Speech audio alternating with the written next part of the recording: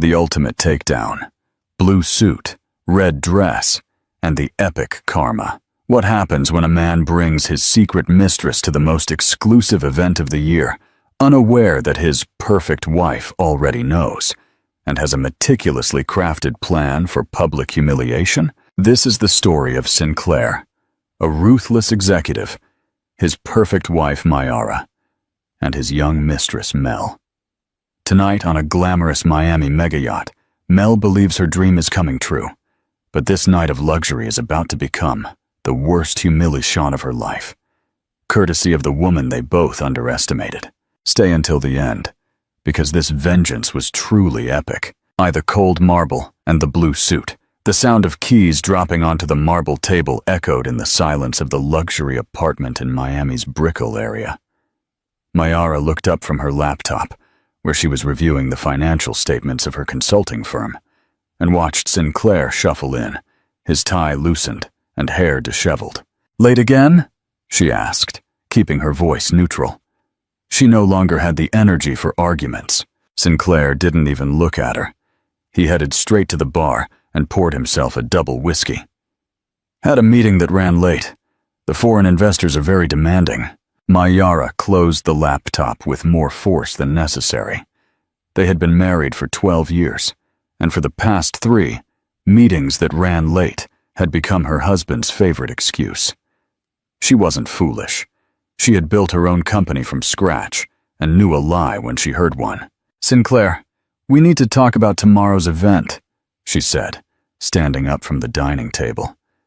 "The charity foundation is counting on our presence. It's important for my professional reputation." He took a long swig of whiskey before answering. Sure, I'll be ready." But his distant tone and the way he avoided her gaze told her everything she needed to know. Sinclair was physically present, but emotionally he had disappeared long ago. Mayara retreated to her home office, a space she had carefully designed with sleek, modern furniture. It was her sanctuary, the place where she could be herself without pretense. She sat in front of her vanity mirror and studied her reflection. At 35, she was still a beautiful woman, with delicate features framed by blonde hair. Her blue eyes, which once sparkled with happiness when Sinclair looked at her, now reflected a deep sadness that makeup couldn't hide. She remembered the early years of their marriage, when Sinclair worked as a junior architect and she was just starting her company. They lived in a small apartment, but they were happy. He supported her unconditionally, celebrated every new client, every major contract she signed. Everything changed when Sinclair was promoted to partner at the most prestigious architecture firm in New York. Professional success brought a luxury apartment, imported cars, and a completely different social circle, but it also brought distance, coldness, and secrets. Sinclair's phone rang in the living room, interrupting her thoughts. She heard his voice, now animated and warm, very different from the flat tone he had used with her. "No, my love, I can't see you tonight." "Yes, I know. I miss you too. Tomorrow after the event, I promise." Mayara closed her eyes and breathed deeply. The words hit her like punches to the stomach, but they no longer surprised her. She had suspected for months, had seen the signs, the whispered calls, the lack of intimacy, the way he avoided her when they were alone. "Mayara," Sinclair's voice sounded from the doorway. She didn't turn around. "What do you need?" "Just wanted to say you look good in that suit." She finally turned to look at him. Sinclair was leaning against the doorframe, whiskey glass in hand, and an expression that seemed genuinely regretful. For a moment, she saw glimpses of the man she had fallen in love with, tall, with sharp features, dark eyes that once looked at her as if she were the only thing that mattered in the world. "Thank you," she replied simply. "Mayara, he began, but stopped, as if the words were stuck in his throat. "Yes?" Sinclair shook his head and took another drink. "Nothing. Sleep well." He left, leaving her alone with her thoughts, and the echo of his phone conversation still ringing in her ears. That night, Mayara couldn't sleep. She stayed awake, staring at the ceiling, listening to Sinclair's regular breathing beside her. She wondered when she had stopped fighting for her marriage, when she had accepted that things just were the way they were. She wondered who the other woman was, if she was younger, more beautiful, if she gave Sinclair something she no longer could. But most of all, she wondered who she had become in this marriage. The successful, confident woman who had built a prosperous company seemed to disappear within these walls, replaced by someone who accepted crumbs of attention and pretended not to hear her husband's whispered phone calls. At dawn, she made a decision. She didn't know exactly what she would do, but she knew something had to change. She couldn't keep living in this diluted version of what was once a happy marriage. As he woke up, she was already dressed for the office, a cup of coffee in hand, and a determined expression. "I'll see you at the event tonight," she told him without waiting for an answer. Sinclair nodded, still half asleep. "Sure, I'll be there." Mayara headed for the door, but stopped and turned back to him. "Sinclair, I just want you to know that I'm not the same woman I was 3 years ago. I no longer accept just anything to keep the peace." And she left, leaving him with those words, and the feeling that something fundamental had shifted between them. Two, the red dress and the glass castle. Mel looked at herself for the third time in the full-length mirror of her apartment in Brooklyn. The blood-red dress she had bought specifically for tonight fit her 26-year-old body perfectly. It was a daring design, with a plunging neckline and a side slit that showed off her toned leg. She had spent 3 months' salary on that piece, but it was worth it if it achieved the effect she was looking for. Her phone vibrated with a message from Sinclair. "Can't see you before the event, but I promise tonight will be special. I love you." Mel smiled, putting the phone away in her clutch bag. She had been Sinclair's mistress for 8 months, and every day she fell more deeply in love with him. At first, it had just been an exciting fling. He was older, successful, and offered her a world of luxury she had never known. But now her feelings were real, intense, and the thought of sharing him with his wife consumed her. She had met him at an architecture conference, where she worked as an event coordinator for a catering company. Sinclair had arrived alone, claiming his wife was too busy with her business things to accompany him. Mel had been captivated by his presence, his charming smile, and the way he made her feel like the only woman in the room. "You're beautiful," he had told her that first night over dinner at one of the most exclusive restaurants. "My wife doesn't look at me the way you look at me anymore." And that's where it all began. Secret dinners, meetings in discreet hotels, expensive gifts she had to hide from her friends and family. Sinclair had told her his marriage was just a facade, that he and Mayara lived like strangers under the same roof, that they only stayed together for social appearances. "She's more interested in her company than in me," Sinclair would tell her during their intimate meetings. "With you, I feel alive again, my love. With you, I am the man I truly want to be."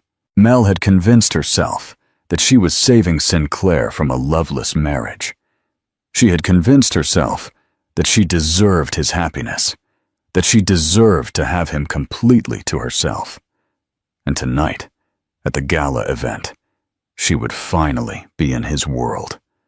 She would meet his friends, be seen by his side, even if only as a business associate's guest. Her best friend, Carly, had warned her several times about the dangers of getting involved with a married man. "Mel, honey, men always say they're going to leave their wives, but how many actually do?" Carly had sighed, shaking her head with a worried expression. "He's been saying that for months, Mel. If he really wanted to be with you, he would have made the decision already." But Mel didn't want to hear those words. She was convinced that Sinclair just needed time, that he would eventually choose true love over social conventions. The taxi arrived, and Mel got in, checking her appearance one last time in the window. She was nervous, but excited. Tonight would mark the beginning of her real life with Sinclair. She was sure of it. As the taxi headed toward downtown Miami, Mel couldn't imagine that in a few hours her world would crumble in the most humiliating way possible. She couldn't imagine that the woman she had underestimated for months was about to teach her a lesson she would never forget. In another part of the city, Mayara prepared for the event with a calm she hadn't felt in years. She wore the navy blue suit jacket, had styled her hair in an elegant but understated bun, and chosen discreet but expensive jewelry. She looked professional, sophisticated, and completely in control. But inside, she had made a decision that would change everything. That morning, after leaving home, she hadn't gone straight to her office. Instead, she had visited a private investigator whom a business friend had discreetly recommended months ago. "I need to know the truth," she had told the serious-looking older man who met her in a discreet downtown office. "I need proof." The detective had handed her a thick manila envelope. "Everything is here, ma'am. Photos, hotel records, phone logs." "I'm sorry." Mayara had paid. She had taken the envelope and returned to her office. But she hadn't opened it. She didn't need to see the photos to know her marriage was over. What she needed was to decide how she was going to handle it. And now, as she put on the diamond earrings Sinclair had given her for their 10th anniversary, she knew exactly what she was going to do. Tonight, in front of all the Miami society they knew, she was going to reclaim her dignity. 3. The public stage and the secret kiss. The Fontainebleau Hotel in Miami Beach gleamed with golden lights as Mayara and Sinclair arrived in their black Mercedes-Benz. Society photographers were already positioned at the entrance, capturing the most prominent couples as they arrived at the most important charity event of the year. Mayara stepped out of the car with grace, adjusting her navy blue jacket and smiling professionally at the cameras. Her presence radiated confidence and sophistication, every gesture calculated to project success and elegance. Sinclair, dressed in a perfectly tailored tuxedo, looked imposing beside her, but Mayara could sense his eyes constantly scanning the crowd, searching for something or someone. "Smile, darling," she murmured as they posed for photos. "Remember, we're the perfect couple." The slightly sarcastic tone did not go unnoticed by Sinclair, who looked at her curiously but didn't have time to respond before they were approached by acquaintances and business partners. "Mayara, you look spectacular," exclaimed Elaine Baker, one of the event organizers and the wife of a major financial sector executive. "That suit is divine. Is it a local designer?" "Of course," Mayara replied with a genuine smile. "I always try to support national talent. How are the donations going tonight?" While Mayara immersed herself in conversations about the foundation and charitable projects, Sinclair excused himself to go to the bar. His eyes continued to scan the crowd, and his anxious behavior did not escape his wife's notice. On the other side of the ballroom, Mel had arrived 15 minutes after them. Her entrance had been less noticeable, but equally impactful to those who observed her. The red dress she had chosen was dazzling under the chandelier lights, and her youth and natural beauty caught the attention of several men present. She had strategically positioned herself near the bar, from where she could observe Sinclair without being obvious. Her heart raced when she saw him, as elegant and attractive as ever. But when her eyes landed on Mayara, she felt a mixture of curiosity and jealousy that surprised her. Sinclair's wife was not what she had expected. The few photos she had seen on social media did not do her justice. Mayara was genuinely beautiful, with a natural elegance that didn't need to flaunt. She wore the blue suit with a confidence that only comes from years of professional success, and her presence commanded instant respect. "She's not what I imagined," Mel muttered to herself, feeling a small pang of insecurity for the first time. Carly, who had managed to get an invitation through her PR job, approached Mel with a glass of champagne. "Well, there's your Prince Charming," she said, discreetly gesturing towards Sinclair. "And I suppose that elegant lady in the blue suit is the wife who supposedly makes him so unhappy." Mel followed her friend's gaze and watched Mayara interact with the other guests. It was evident that she was respected and admired in that social circle.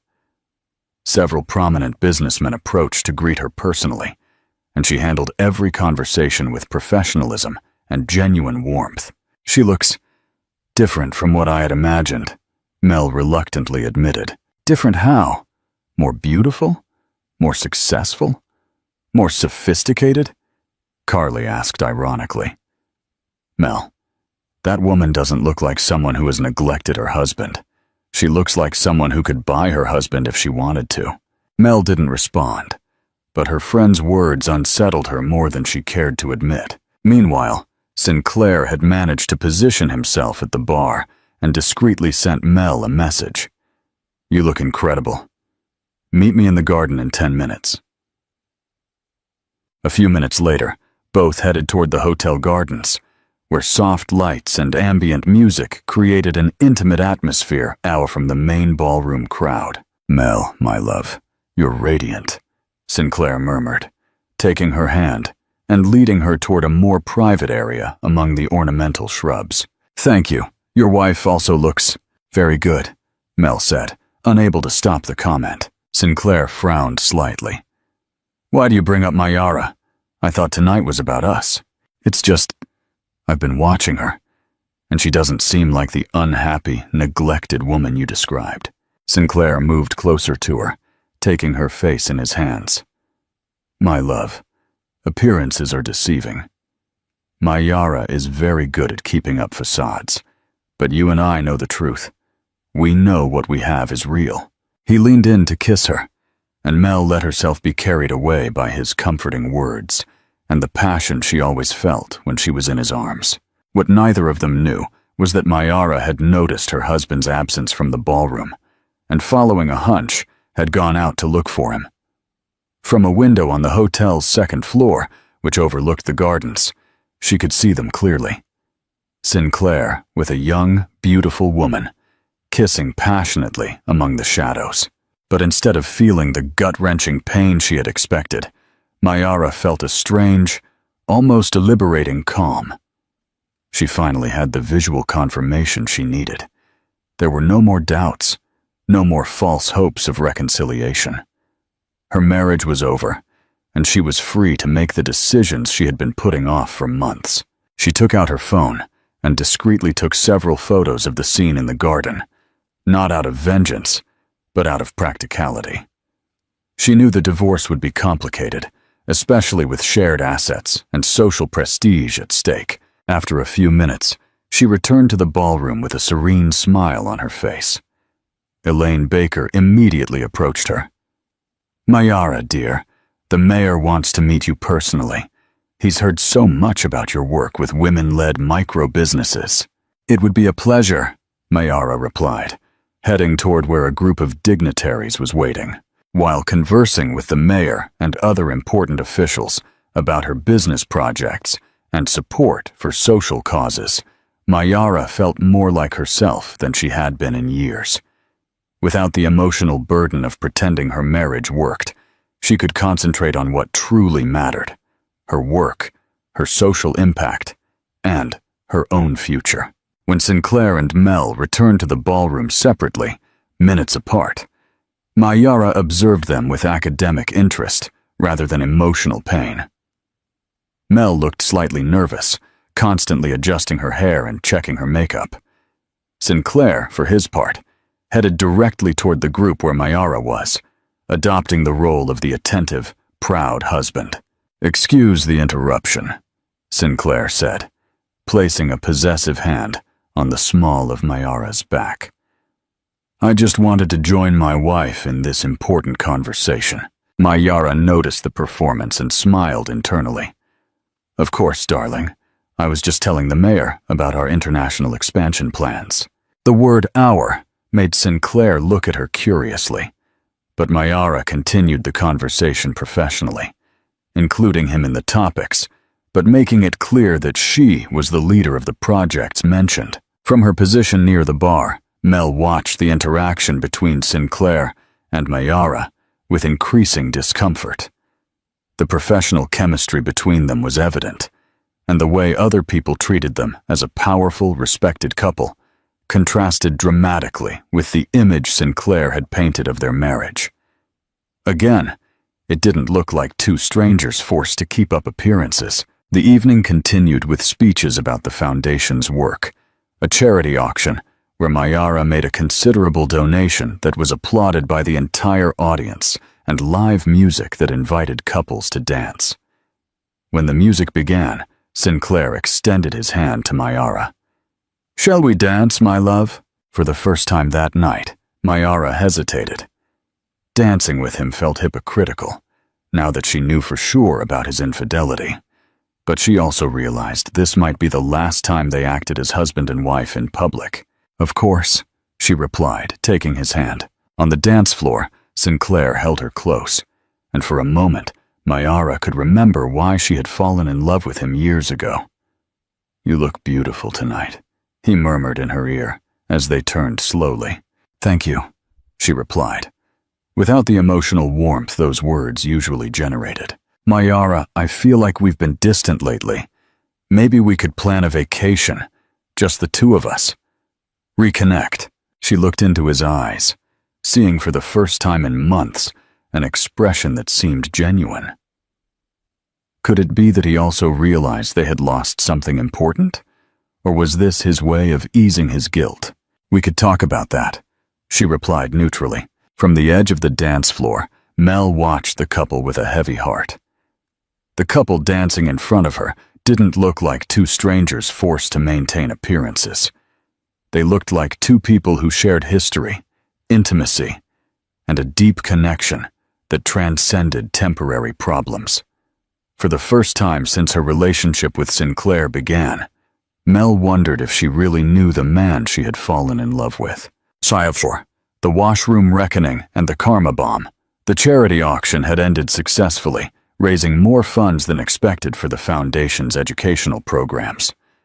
Mayara had been one of the night's most generous contributors, and her name was mentioned several times during the official acknowledgments.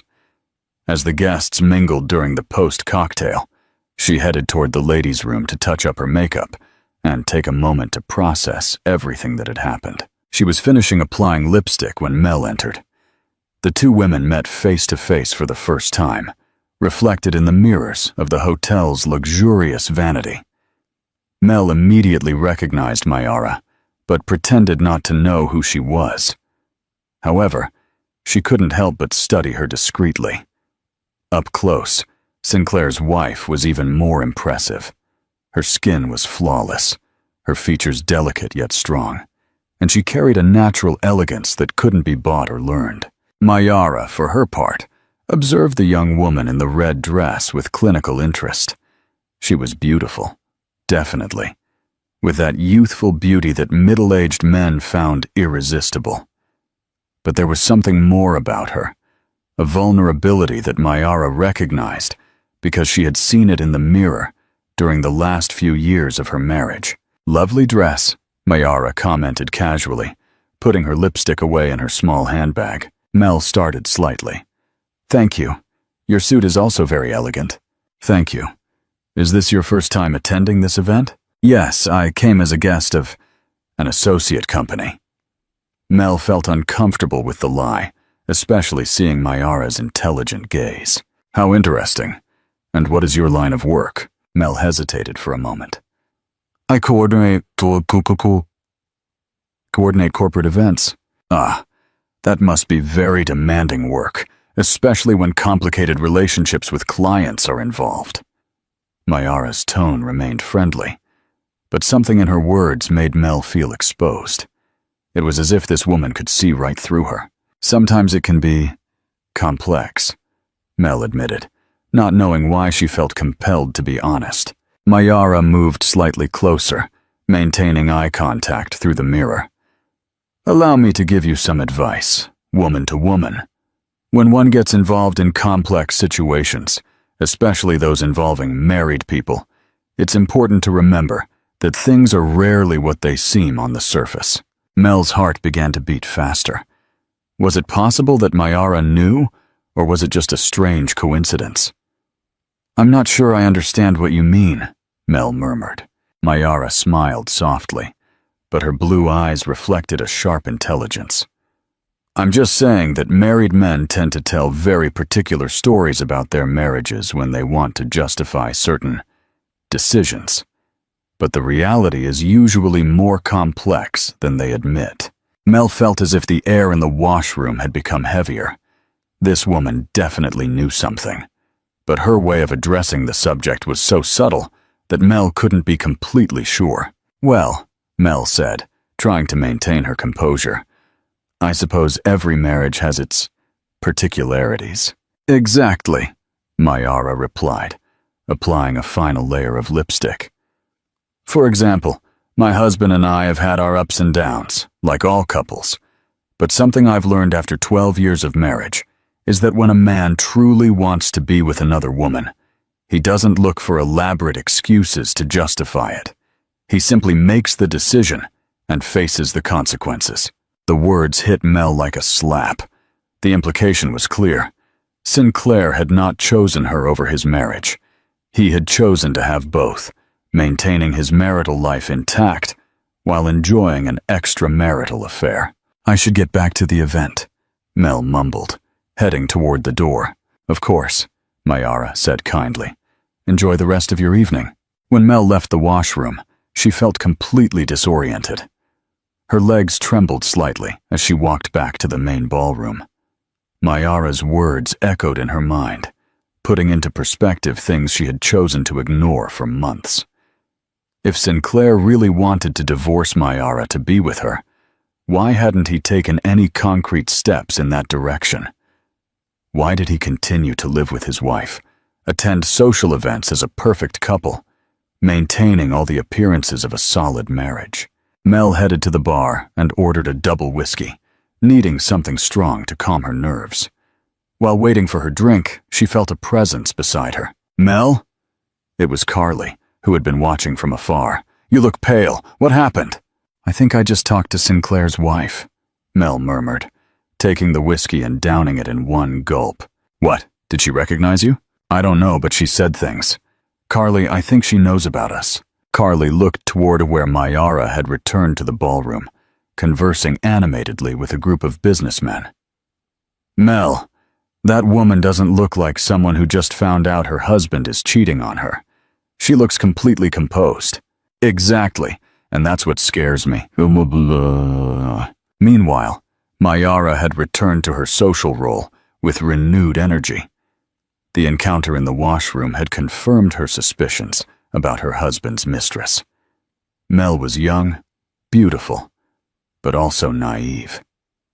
She had genuinely believed in Sinclair's promises, and now she was beginning to realize she had been used. Mayara felt no anger toward the young woman.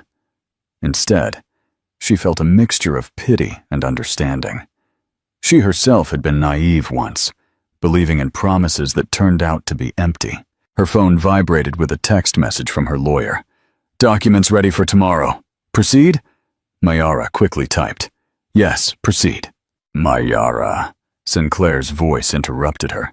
He had approached with a glass of champagne and a smile that had once made her fall in love. "I've been looking for you. Where were you hiding?" "I just went to the washroom to freshen up a bit. It's been a very revealing night." Sinclair didn't catch the irony in her tone. "It has been a perfect night. You look radiant, and everyone has commented on how impressive you are. I feel very proud to be your husband." Mayara studied him carefully. Did he really believe his own words, or was it just another performance? Was it possible that he felt genuine guilt and was trying to compensate? "Sinclair, can I ask you something?" "Of course. Are we happy?" The question took him by surprise. "What do you mean?" "Exactly that. Are we a happy couple? Are you content with our marriage as it is now?" Sinclair hesitated, and in that hesitation, Mayara found all the answer she needed. "Mayara, all marriages go through difficult stages, But the important thing is that we are committed to each other." "Committed?" she repeated. "What exactly does being committed in a marriage mean, Sinclair?" He shifted uncomfortably. It means we choose to work on our relationship, that we prioritize our family, that we are faithful to each other."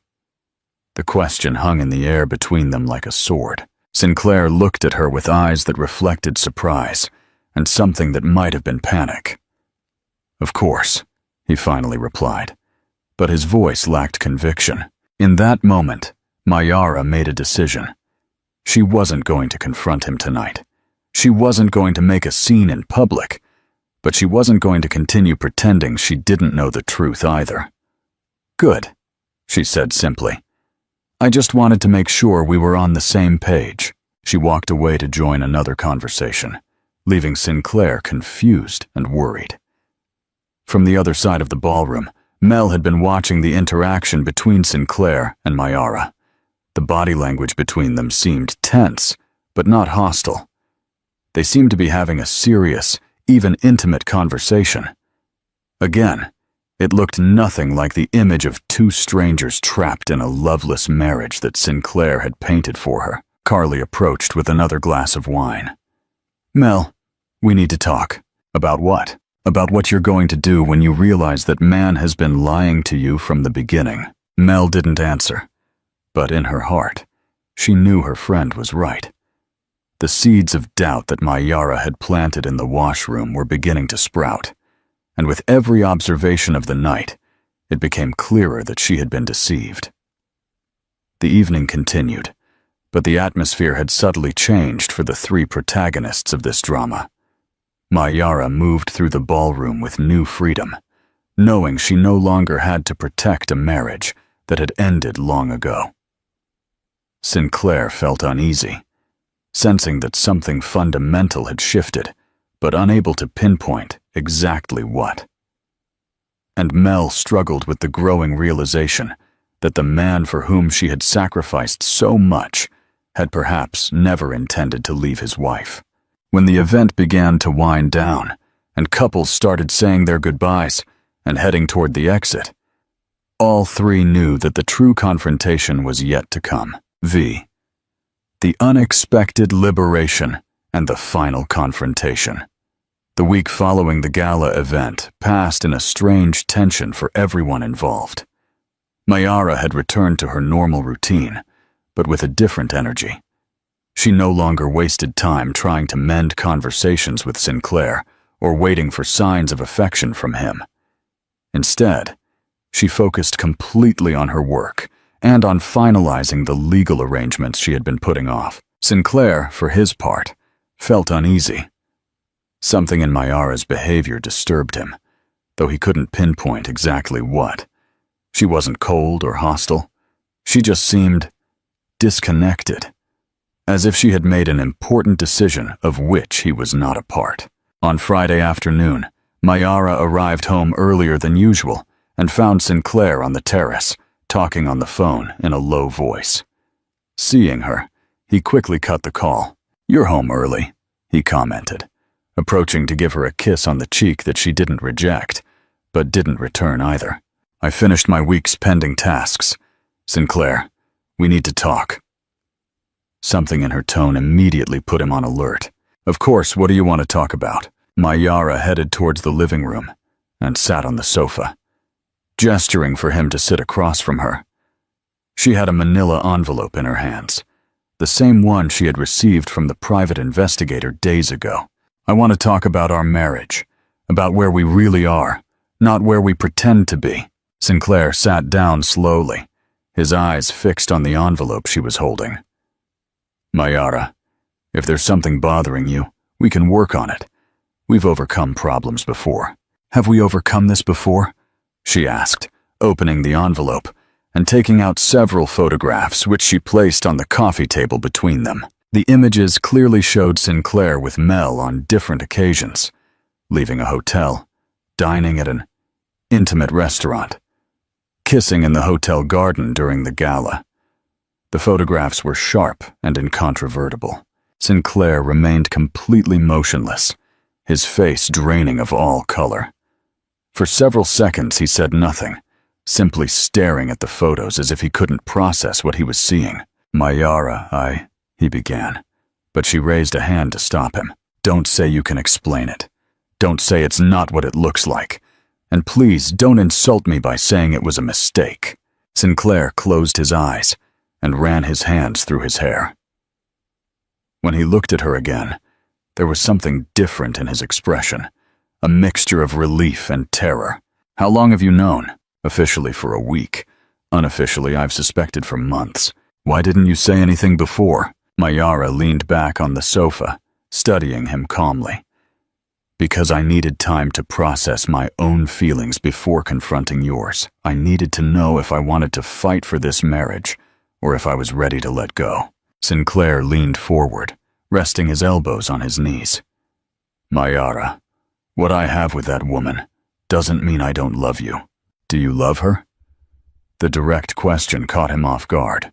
It's complicated." "No, Sinclair, it's not complicated. Either you love her or you don't. Either you love me or you don't. Feelings can be complex, but decisions don't have to be." He remained silent for a long moment, visibly struggling with his emotions. Finally, he spoke in a broken voice. "I love you, Mayara, but I'm no longer in love with you. And yes, I am in love with her." The words hung in the air between them.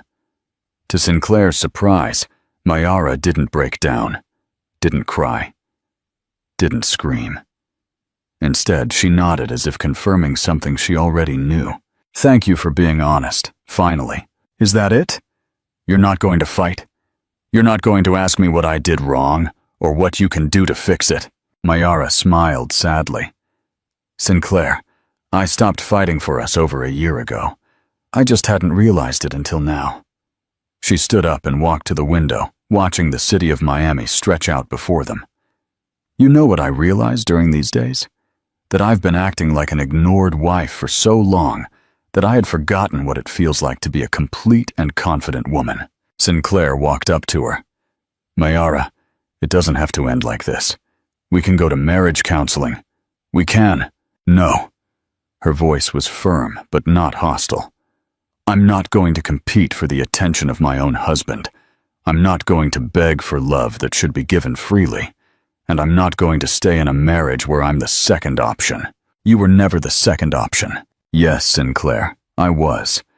For the past few months, every time you chose to be with her instead of working on us, you made me your second option." That night, they slept in separate rooms for the first time in their marriage. The next day, Mayara temporarily moved into the apartment above her offices, a space she had kept for working late, but which now became her refuge. Meanwhile, Mel had spent the week in a state of growing confusion. Mayara's words in the hotel washroom had planted seeds of doubt she couldn't ignore. She had started observing Sinclair's behavior more carefully, and what she saw did not reassure her. He was still living in his marital home, still wearing his wedding ring, still talking about his wife in the present tense when mentioning logistical aspects of his life. There was no real indication that he was taking steps toward divorce. On Saturday morning, Mel made an impulsive decision. She headed toward Mayara's apartment in Brickell. She had researched the address through her company's website. She didn't know exactly what she was going to say, but she knew she needed to have an honest conversation with Sinclair's wife. Mayara opened the door, dressed casually in jeans and a white blouse, her hair loose and makeup free. Even in her most relaxed appearance, she radiated a natural elegance that made Mel suddenly insecure. "Hello?" Mel said nervously. "I'm Mel. I think we need to talk." Mayara observed her for a moment, then nodded and stepped aside to let her in. "Come in. I made coffee." The apartment was beautiful but cozy, tastefully decorated, but without ostentation. It was clearly the space of an independent, successful woman.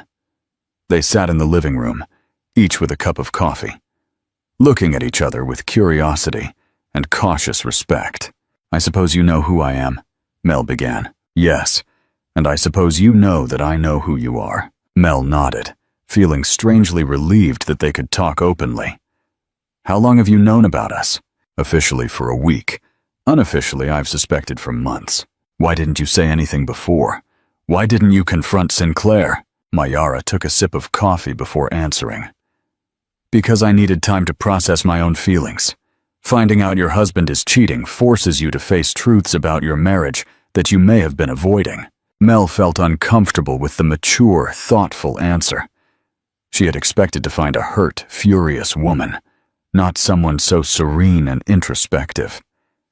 Mayara, I want you to know that I never intended to hurt you. I know.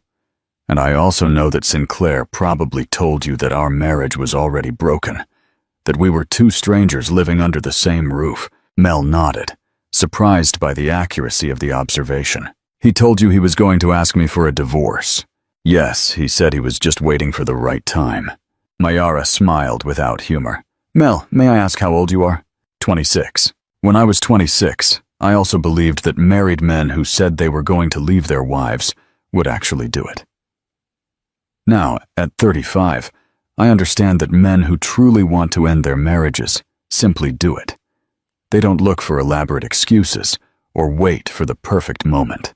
The words hit Mel as she had feared they would. So, you think he never intended to leave you? I think Sinclair wanted to have both, the stability and social respect I give him as his wife, and the excitement and passion you give him as his mistress. And for a while he succeeded. Mel felt tears forming in her eyes. I feel so stupid. You're not stupid. You're young, and you were manipulated by a man who told you exactly what you wanted to hear. That doesn't make you stupid. It makes you human. The understanding and gentleness in Mayara's voice made Mel start to cry. I love him. I really do. I know. And he probably loves you too in his own way. But love is not always enough, especially when it's built on lies and half-truths. They remained silent for several minutes, each lost in their own thoughts. What are you going to do now? Mel finally asked. I'm going to divorce him. I've already hired a lawyer, I've started the process, and I'm going to rebuild my life as the independent woman I used to be. And what should you do? Mayara looked at her with genuine compassion. That decision is yours, Mel. But if you'll allow me one piece of advice, don't settle for being any man's second option. You deserve to be someone's priority, not a secret. Mel nodded, wiping her tears. Can I ask you one more thing? Of course. Do you hate me? Mayara considered the question carefully. No, I don't hate you. Actually, I thank you. You thank me? Yes. Because your relationship with Sinclair forced me to face the truth about my marriage. It forced me to stop clinging to something that was already over a long time ago. In a way, you liberated me. When Mel left that afternoon, both women felt changed by the conversation. Mayara finally felt at peace with her decision to end her marriage, and Mel felt compelled to confront the lies on which she had built her relationship with Sinclair. That night, when Sinclair called her to plan their rendezvous for the week, Mel made the hardest decision of her life. Sinclair, we need to talk, and this time, I need you to tell me the complete truth. The final confrontation was about to begin, and this time there would be no more lies, no more excuses, no more half-truths. The truth, however painful, would finally come to light.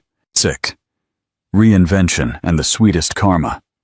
6 months later, Mayara signed the final divorce documents in her lawyer's elegant office.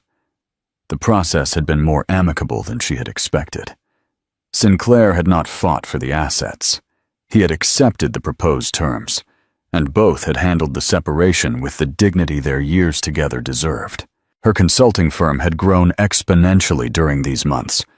Without the emotional distractions of a dysfunctional marriage, she had been able to focus all her energy on expanding her operations to other countries.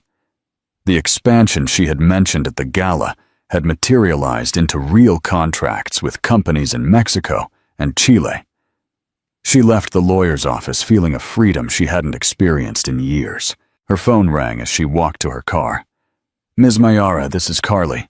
The Spanish investor confirmed the meeting for tomorrow. They are very interested in financing the European expansion. Perfect, Carly. Prepare all the documentation. This could be the step we need to become a truly international company. That night, Mayara dined alone at her favorite restaurant, not out of loneliness, but by choice. She had rediscovered the pleasure of her own company, of making decisions without having to consider the desires or needs of another person. Her phone vibrated with a message from Elaine Baker.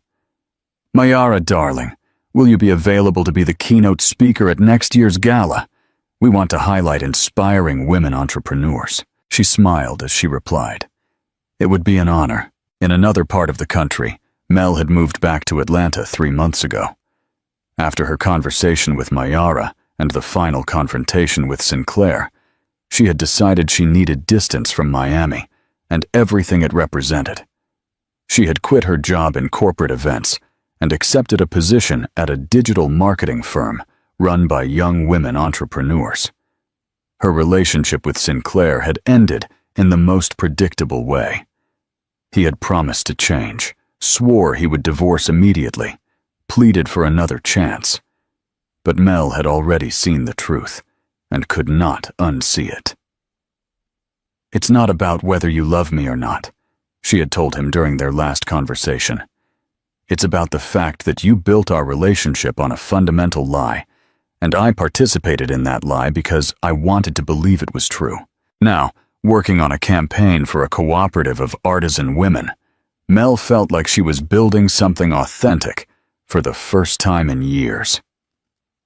She had started therapy, reconnected with friends she had neglected during her secret relationship, and was slowly rebuilding her self-esteem. And Sinclair? Sinclair had moved into a modern but impersonal apartment after the divorce. His work continued to be successful, but it felt hollow in ways he hadn't anticipated. He had lost 2 extraordinary women in the process of trying to have both, and now he understood the truth of what Mayara had told him. You cannot build happiness on dishonesty. He had tried to contact Mel several times, but she had been clear in her decision to cut all communication. He had considered trying to reconcile with Mayara, but he knew that chapter of their lives was definitively closed. One night, while dining alone, he realized that for the first time in years, he would have to face who he really was, without the reflection of the women in his life. It was a terrifying but necessary prospect. At the gala event the following year, Mayara arrived alone, dressed in an elegant black dress specially designed for her by a talented emerging designer. As the keynote speaker, she spoke about the power of personal and professional reinvention, about the importance of making difficult decisions to live authentically, and about the value of turning personal crises into opportunities for growth. Sometimes, she said into the microphone, looking out at the audience full of elegant couples, the most painful experiences in our lives are the ones that push us toward more authentic versions of ourselves. The key is to have the courage to embrace that transformation instead of resisting it. The applause was long and enthusiastic. After her speech, several women approached to thank her for her words and to share their own stories of reinvention. As her chauffeur drove her home, Mayara reflected on the year that had passed. The pain of the divorce had been real, but so had the personal and professional growth she had experienced. She had learned that sometimes it is necessary to lose the life you thought you wanted to find the life you truly need. Her phone rang with a message from her assistant. Meeting confirmed with the Japanese investors for next week. This could be the start of our operations in Asia. Mayara smiled, put the phone away, and looked toward the future with an excitement she hadn't felt in years. She was finally free to write her own story without having to consider characters who didn't value her leading role. In different parts of the country, 3 people who were once intertwined in a painful triangle were now following separate paths toward more authentic versions of themselves. And although the road had been painful, each had learned valuable lessons about love, honesty, and the value of choosing truth over comfort. This is the definition of karma served cold. Mayara chose self-respect over pretense, and Mel chose truth over a beautiful lie. Who was the real winner here? Let us know in the comments. If you loved this story of an epic takedown and true empowerment, give it a like and subscribe. You won't miss the next saga.